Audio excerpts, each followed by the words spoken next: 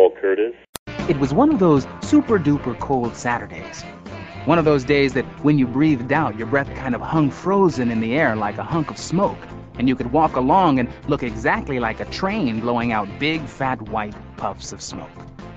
It was so cold that if you were stupid enough to go outside, your eyes would automatically blink 1,000 times all by themselves, probably so the juice inside of them wouldn't freeze up. It was so cold that if you spit, the slob would be an ice cube before it hit the ground. It was about 1 zillion degrees below zero. It was even cold inside our house. We put sweaters and hats and scarves and 3 pairs of socks on and still were cold. The thermostat was turned all the way up and the furnace was banging and sounding like it was about to blow up, but it still felt like Jack Frost had moved in with us. All of my family sat real close together on the couch under a blanket. Dad said this would generate a little heat, but he didn't have to tell us this.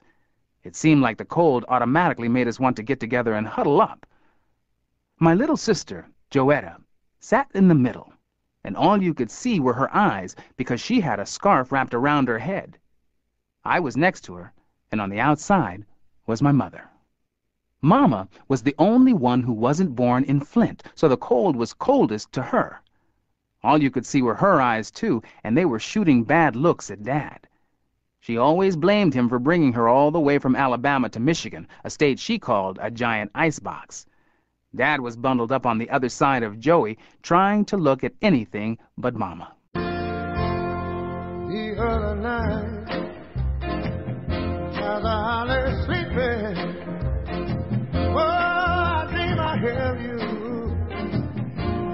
in my arms. Oh, but when I woke up this morning, found out I was mistaken. Do you know that I hung my eye? Hello, my name is Jacqueline Kelly. That night I took a pair of embroidery scissors and, with great exhilaration and a pounding heart, cut off the first inch. I looked at the soft haystack of hair cupped in my palm. I was striding forth to greet my future in the shiny new century, a few short months away. It seemed to me a great moment indeed.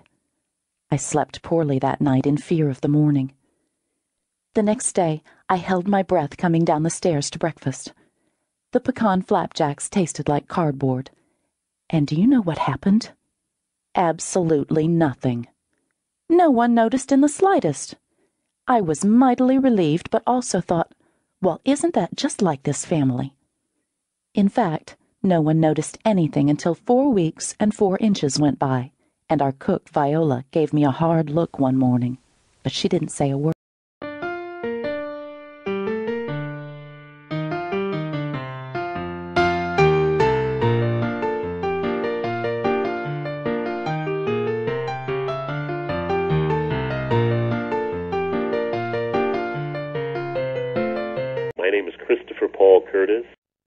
It was Sunday after church, and all my chores were done.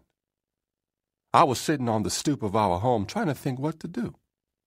It was that time of day when the birds were getting ready to be quiet, and the toady frogs were starting to get louder with that chirpity sound they make most of the night. I wondered if it would be worth it to go fishing for an hour before it got dark. I got that question answered when Cooter came walking up the road waving at me. Evening, Eli. Evening, Cooter. What you doing, Eli? I was thinking about getting old Flapjack and going fishing. You want to come? I got something that's more interesting than watching you fish. I got a mystery. This might not be so good. I ain't trying to be disrespectful about my best friend. But there are lots of things that Cooter sees as being mysterious that most folks understand real easy. I asked him anyway, what's the mystery? I was cutting through Medea's truck patch and seen some tracks that I ain't never seen before. Well, what kind of tracks? Were they big? They's long and wiggly. I followed them, but they disappeared in the grass. Cooter's pretty good at tracking, so maybe this was a mystery after all. Let's go. I looked over Jordan And what did I see? Coming for to carry me home. It was a band of God's angels coming after me. They was a coming just for to carry me home. Swing low, sweet chariot, coming for to carry me home. Hi, my name is Laurie Halse Anderson. Halse rhymes with waltz. I woke to the sound of a mosquito whining in my left ear and my mother screeching in the right. "Rouse yourself this instant!" Mother snapped open the shutters and heat poured into our bedchamber. The room above our coffee house was not large. 2 beds, a washstand, and a wooden trunk with frayed leather straps nearly filled it.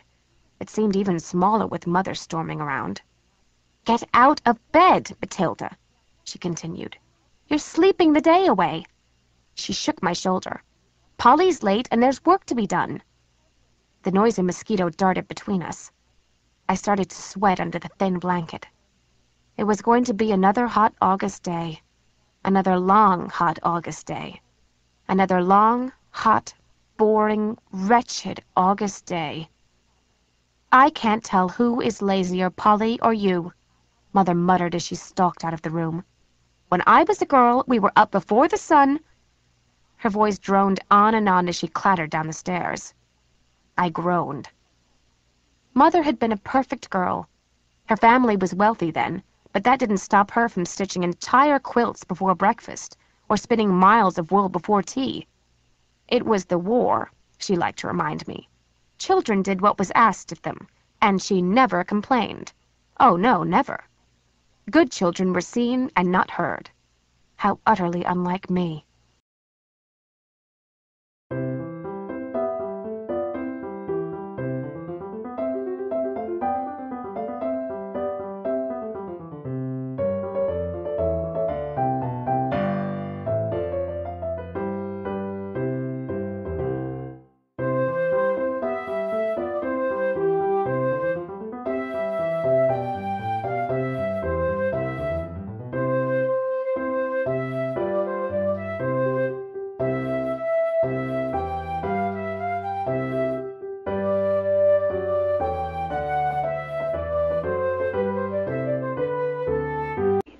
My name is Laurie Halse Anderson.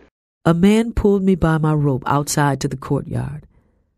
After 2 days in the dungeon, the noonday sun scalded my eyes. I stumbled but did not fall. The man led me to the stocks, then untied my hands and pointed. I laid my head and hands in the crescents carved into the wood. He lowered the top board, pinning me in place, and secured the 2 pieces together with a large padlock. A brazier filled with hot coals set on the ground a few lengths in front of me. A second man stuck 2 branding irons into the metal basket to heat them up. My knees turned to water. I sagged against the wood. "Stand up, girl, or you'll choke yourself," growled the man locked into the stocks to my left. I couldn't turn my head enough to see him, but his voice was rough and scarred. "Whatever you do, don't scream," he continued. "That's what they want to hear." I did not answer him, but forced my knees to hold me up. The wood locked around my neck was rough and splintering. My hands were soon without sensation. My neck and arms pricked 100-fold by pitchforks. 2 men were housed in the iron cage next to City Hall. One lay on the ground, asleep or dead. The second, his skin burned by the sun and peeling and missing his left ear, stared back at me blankly. A court official, his coat covered with yellow dust, arrived with a man who wore a leather apron. He set to work pumping a hand bellows to increase the heat under the branding irons. The bellows wheezed in and out while the sun rose higher in the sky. It had rained in the night. The mud puddles scattered around the yard gave off steam like cauldrons coming to boil. Sweat rolled off my face and fell in great drops to the dirt below. The wind shifted and blew the smoke from the brazier into our faces. I held my breath. In betwixt me and the brazier, dandelions grew in the mud.